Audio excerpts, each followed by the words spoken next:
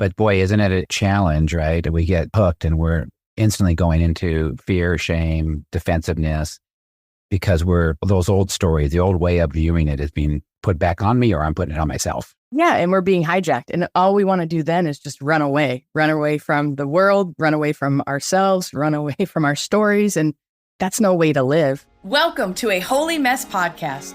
All right, my friends, we all know life can be so difficult and painful at times, especially when we're carrying grief or loss or wrestling with shame about our past, anxiety about our future, or frankly, like we are just not enough.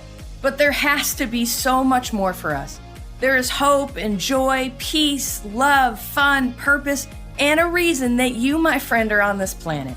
Let's partner with God so you can be who He created you to be as you wrestle through and trudge through your mess. Hi, I'm Dani, a recovering alcoholic, a mom, a wife, a mentor, and dust. We are only here for a moment. Let's live like it. I'm just like you. I'm a holy mess most days. Actually, every day. Let's have some fun and laugh while trudging through our mess. This stuff doesn't need to be dry and boring. Let's dig in. Hey, welcome back to the podcast, you beautiful humans. How are you doing today? I'm fine. Thanks for asking. Oh my gosh. It'll never not be odd talking into a microphone, but I feel like I'm sitting right with you having coffee and just chatting. So you guys, I know we're all doing the best we can. And I just want to tell you, I'm so proud of you for showing up for yourself. And I am so glad that you are here. I know that we actually have a lot of new faces, and I can tell from the download numbers, not that numbers matter and not that I pay attention to all of that, but I do a little bit. I'm human. Hello. But they do tell me that there are new faces. So I just want to welcome you and let you know there's a ton of info about me on my website at danisumner.com. The link will be in the show notes, or you can just keep listening to episodes. And I hope that you are being encouraged, and I hope that there's some tangible helps to help you thrive. At least that's the goal of what the podcast is all about. And you guys, I know some of us are walking through some deep weeds in life, whether it's circumstances or just emotional things going on. And I just want you to know that I see you and that I'm here cheering you on. Okay, so it's a beautiful summer week over here, and I'm having a good day. I've been super productive, which is nice. And I hope you're having a good day too. Okay, so want to give you a quick disclaimer, and this is my public service announcement. There's a few colorful words in this episode. So if you have kids, I'm going to ask you to please pause the show or put on some AirPods. I don't want to taint any cute little children. So just want to warn you. Fair warning, there's a few colorful words. Okay, thank you. Okay, so you guys, this episode, it came about actually pretty organically with my therapist, Jim. So if you've been around here at all, you know Jim's a regular on the show. And if you want to learn more about Jim or other episodes that he's been on, I'll put a bunch of the episodes that he's been on in the link in the show notes as well. He's just a wealth of wisdom and knowledge and experience being a therapist for over 40 years now. So this week, I actually ran into someone from my past, and this wasn't a, oh my goodness, what a reunion. I'm so glad to see you. It was more of a, oh, you don't like me. You never really liked me. And I know you've said some untrue things about me in the past. And, you know, honestly, some of them were a little bit true. They had a little grain of nugget of truth in them. And I think that's why sometimes it's so painful. And yes, the truth does hurt sometimes. But my point is, and this is the point of the episode, what do we do when people have our story wrong, or people don't have the whole story? They may have nuggets of it. And you guys, I know for years I wanted to clear the air and try to control the narrative and what everyone thought of me. And it's so interesting, but I had this epiphany and this realization, and maybe you've had it too. But I realized the only person's view that I control about me is me. And you guys, to be totally honest with you, I had my own story wrong a lot of the time too. And I think actually a lot of us have our stories wrong. Sure, we know the facts and we know our histories, but then we have these narratives and these harmful, negative beliefs about ourselves. And you guys, we all know it. We are harder on ourselves than we are on anyone else. And so that's kind of the context around this episode. So Jim and I were actually having a therapy call, and we were talking about it, and I was unpacking my thoughts and my struggles with all of this. And he suggested actually that we record an episode around it. So we hit record, and then Jim kind of took control and started asking questions. And then we just talked it through. We talked through, how do we actually find peace with ourselves when we have a rocky past, or we have things that we regret in our past, which, by the way, who doesn't, right? Or when we've been abused or hurt or harmed, like, how do we make peace, so to speak, with all of those things? And we talked through the concept of rewriting our stories through a new lens. So listen, it's not as complicated as writing a memoir or a novel, but it's not as easy as it sounds either. But I am telling you, the whole concept of quote unquote rewriting our stories, and this is not about revising our stories or not being honest about our stories, but about seeing our stories through a different lens, a lens of grace and a lens of wisdom and just a deeper understanding for ourselves. And you'll hear more about it in the podcast. But you guys, that's what I'm after. And that's the work of this podcast and my group coaching programs. You guys, at my core, I'm a soul transformation life coach, right? My jam is to help people transform the stories that they're living. That doesn't mean that we lie or revise the story, right? We actually become more honest about it, but we talk about it in this episode, and we talk about how we begin to see the deeper thread of God's grace through it all. You guys, it is magical when we can begin to see the deeper thread through it all. So you guys, I say this all the time, but grace is free, but learning to walk in it, it costs you everything. And so you guys, if this rewriting your story kind of concept intrigues you, I want to invite you to book a virtual call with me, and we can explore if my group coaching program, the Feel Better Journey, is right for you. It's a small group coaching program. We unpack this concept and so much more in 10 weeks of intentional group coaching together. And you guys, actually, doors are open for the fall now. So there'll be links in the show notes to check out the program and to schedule that call with me if you're interested. So listen, I hope this episode encourages you, especially if you're struggling with what people from your past may think about you, or if you struggle with what you think about yourself. You guys, I love you guys, and I'm so grateful you're here. Enjoy the episode. Hey, Dani.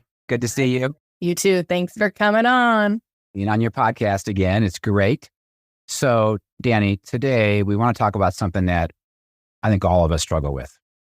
And we don't realize it sometimes because we're just in it. You know, it's almost like a fish doesn't know that they're in water kind of thing. But this whole idea, and you've talked a lot about it in your groups, and I know that you've worked on it yourself, that the fact is that we live in our story, that there's a way that we see our experience and our story, and that defines how we view it and how we react to it.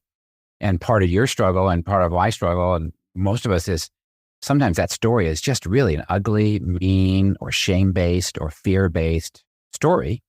And there's truth to some of those stories, but there's also, it's a small story. It's not enough truth. And so we get caught up, though, in the smaller story, and we're trying to live in a bigger story that includes maybe a way more nuanced, more complex, more grace-based, a deeper story, way more empathy and compassion.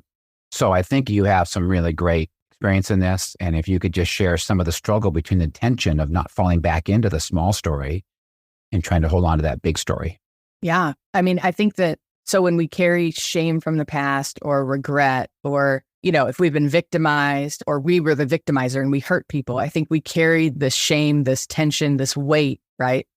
And it's really easy to just beat ourselves and to have this really harsh judgment upon ourselves for it all. And so for my part of my story has been the last, over a decade now, trying to rewrite the story in that it's not revisionist history. We're not saying that the story didn't happen how it happened. We're actually more truthful with what really happened because we're able to bring it into the light in compassionate relationships, right? People who have experienced some grace and love and compassion of God themselves. And so they're able to give it to us with our ugliest, most hurtful, most harmful parts of our story. And because when it's alone in our head, we live in the really darkest version of it, right? And we beat ourselves up and we feel, but if we've been victimized, we feel forsaken by God, we feel forgotten, we feel all sorts of resentment towards the person that hurt us or people that hurt us, all of the things. If we've made any bad choices at all, we pile on the shame. We're very judgmental towards ourselves. We're more harsh with ourselves than we are with anyone else, all of the things, right? And so honestly, you've walked me through this of, yes, that is the truth. That is what happened. but is there a deeper thread going on? How can we expand the view to find empathy for what you've been through or what the choices that you made? Can you bring compassion and empathy and understanding and see those facts of what happened, but can you see them through a different lens or a different light, or just look at them through a different view so you can just kind of build a more livable story to live in? And again, it's not about revising the story and not being truthful. It's actually, we get to be more truthful, like I said, but it's about being able to breathe into it and receive God's grace and love and compassion for the brokenness that we've walked through. Does that make sense? You very much so. No, really well said. And I think that opens you up to hearing somebody else's story who intersects with you, right? I know I had to do this with my dad, right? And my father was a very troubled guy. Yeah. And the more I got to know his story, it actually helped me understand who he was in my story. Sure. It's weird because it actually changed my story. Mm. You know, you talk about a deeper truth. It's not revisionist, but it actually is a more accurate, not only story, but it's how you interpret what happened. And it's even how I feel about what happened. Yeah. So it's very powerful, right? That deeper story gives that to you. And you see other people and their stories, even people that have victimized us, right? And to see that there's this separation between, we're not, just the victim and the victimizers. We see the fact that we all share in this woundedness. Oh, for sure. I mean, I remember when I was working on my childhood stuff or just different people that have harmed me and hurt me. I remember I would take it all the way back to like Adam and Eve and like, oh my gosh, I resent Eve because it went all the way back, right? She started this whole thing and it just started this tidal wave of destruction and this domino effect to affect us all. But part of my journey was trying to find empathy for those that hurt me because I couldn't get to forgiveness in any other way, right? And the Bible says, forgive so you can be forgiven, yada, yada. I still don't even have a concept of what true forgiveness is. The only bridge for me to get to forgiveness has been empathy for those that have harmed me. And that has opened the door to forgive. And that's the only way I've ever experienced forgiveness. And even forgiveness for myself is finding empathy for why I made the choices I made. And I think empathy is the gateway to forgiveness. Like if you're struggling with forgiving people, begin to find empathy for why you made the choices you made or why they made the choices they made, right? Like if, because we can go back and that's what you did with your dad, right? You heard about his childhood and what he went through. Your heart can't help but bleed for people that get hurt, even if they're the ones that hurt you. And so I think that has been transformational in my own life to be able to, quote unquote, rewrite my own story, not change the facts, but be able to live in it in a more livable, breathable, purpose-filled, joy-filled, laughable way, right? Because we all have things in our past that we'd rather just bury under the rug. But when we do that, we end up breaking our nose every time we walk over the rug because we trip and fall, right? Where if we can just be honest about it in very compassionate relationships, grace-filled relationships. And this is where we have to be careful with who we even share certain parts of our stories with, right? Because as much as I'd like to say every Christian community is just so welcoming and so compassionate and so grace-filled, we all know that's not true. And sometimes they're not the safest places. So how do you find those safe relationships? And I have found that one of my spiritual dads says, only trust people with a limp. And what does he mean by that? He means people that have been through life and that have a deeper understanding and have more compassion for others because they've had to receive that same compassion themselves. And so that's been my journey. That's good. So Dani, I think this is going to relate to so many people. Can you relate how much the kind of things that pull us back into the old story, the smaller story? Oh my gosh. Yes. 100%. So for me, when I run into someone from the past and they might have a different lens or a different view, or they may know a few of the facts and then they've built this whole narrative around those 3 things that they know, but they don't know the other 1,200 things that were going on. And so there's always nuggets of truth in there. And that's when it stings because 98 things could be absolutely inaccurate, but if 2 of them are accurate, oh my gosh, it's like a shit show in my soul of wanting to just take me down and be like, see, you are nothing but a wretched, whatever you want to call yourself. For me, I always went to like, because of that affair I was a part of, I always go to like, oh, you wretched homewrecker, right? It's like, that is such a narrow view of that whole situation. And so I no longer say those words to myself. I'm like, oh, I have a deeper understanding of who I am, and facing those things and walking through redemption and healing with everybody involved has been nothing but beautiful and extraordinary. And I got to see Jesus's compassion in a really amazing way through that. But it can be very, very painful when people from the past want to put their narrative of your story on you. And it's almost like a drug where you want to go back and you want to fix everybody's narrative about you. And even if you write a book about it, people have their own life experience and they have their own opinions. We can't change people's opinions. I can't change anybody's opinion about anything, let alone their view of me and my story. So the sooner I realize that and kind of release that and let the Lord deal with people, where the only thing I have control of is how I view my story and how much redemption am I going to allow into my story, and how am I going to experience God's grace and love, and do I really bet on grace? And I say this all the time, and Jim, you know this, but grace is free, but learning and choosing to walk in it costs you a lot. Cost you everything. It costs you your whole life. It costs your whole life to really walk in God's grace for your story, especially if you have a shitty story. And I'm raising my hand here. We all do. I think we all, to some degree, have a lot of things we wrestle through: regret, being victimized, the horrible things we have done, the things that just bind us. I think the sooner that we can let people have their own view and not be so controlled by that, and we work on our own stuff so that we can walk in all the grace and all the compassion and all the love that we want to, and with our limited number of days here on the planet. And I think for me, doing this holy and hard work of inner healing has been nothing but extraordinary to be freer. Now I'm not completely free, right? This was actually a therapy session first, right? And then we decided to hit record because something had triggered me. But the reality is there's no healthier way to live other than to make friends with our past, make friends with, reality. I mean, and the people in our past. Yeah. Some people, we have to do it. They're dead. They're gone, right? And I still have to find a way to see the bigger story with that. Yeah. But boy, isn't it a challenge, right? We get hooked and we're instantly going into fear, shame, defensiveness, because those old stories, the old way of viewing it is being put back on me, or I'm putting it on myself. Yeah. And we're being hijacked. And all we want to do then is just run away from the world, run away from ourselves, run away from our stories. And that's no way to live. And that's why we wonder why we're miserable and medicating with all sorts of extracurricular things, right? Whatever, drugs, alcohol, whatever, food, whatever, pick your poison. I've used them all. But this is where don't fight reality, learning to walk in God's grace and then internalize it for myself, and then be able to give it away to others, and then be able to receive it from others.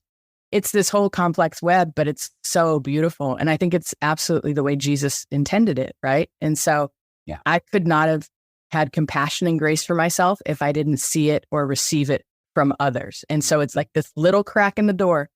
It's like this little crack in the door. Like, am I going to, like even Jim, right? Like, Jim, am I going to believe you enough that there is redemption in this, or that do I trust you enough to let the little light in through those cracks? And then those little cracks, all of a sudden, it's like more light, more warmth, more compassion, more grace for myself. And then all of a sudden, I'm able to sit with somebody and listen to their story and just have nothing but grace, compassion, and empathy, because you can see the woundedness that led to their choices, or you can see the brokenness that they're now carrying because someone who harmed them. And you just can't help but have compassion for people and love. It's easy to be triggered, but yeah. And I think there's room for both, right? There's a season when I need to be heard in that victim story. You talk a lot about grief. There's time to grieve, and to be heard and validated, even be angry. There's time to all that. And beyond that then becomes this empathy and bigger story, grace, seeing things beyond it. And I think it's when I move then towards love, for stuck in either victimization or anger, bitterness. That love is is actually life affirming. And if I want to transcend that old story, it's going to be a bigger me.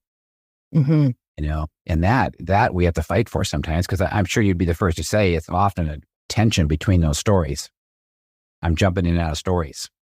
For sure. I mean, and I think that's the beauty of it. And that's why we practice this work. That's why it's progress, not perfection. I think anybody who says like, no, I live in redemption, 24/7. It's like, what magic pill are they on? Could I get one? Because I just don't think that's the way it works. And also, it's a gift for us to be able to bring it into the light and say, oh, I'm struggling.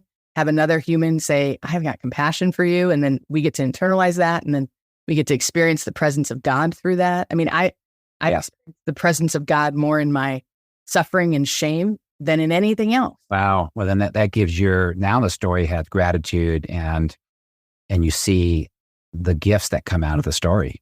Yeah. Wow. That's huge.